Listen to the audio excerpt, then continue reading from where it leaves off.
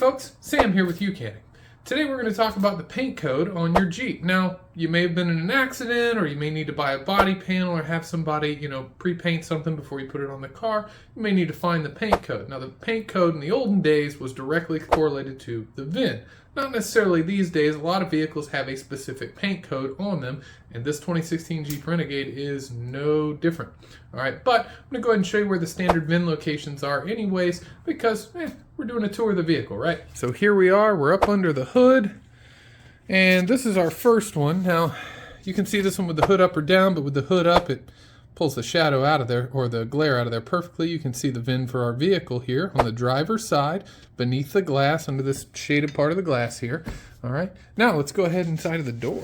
Now this is where a lot of important information is. So inside of here, you can see we have this big black tag, and then we have that little yellow and white tag down there. This one's for your tire information. This one's really handy for tire size if you're buying them, or if you're just airing up your tires or checking them, tell you what pressure to put in them. But up here, let's look at this VIN tag here. Wow, there's tire information on that too. My goodness. And does that say it was made in Italy? Oh no. Is this a Fiat 500 we're driving? I think it may be. It just says Jeep on it. Alright, so if we look right here on the bottom right, you can see the paint code for this vehicle, and that matches up with this nice silvery color we have. I don't know what Chrysler's name for that color is. I'm certain it's some extravagant name for, well, gray. But if you need that information as well as the actual VIN tag for the vehicle, this is where you want to look. Thanks for joining me, guys.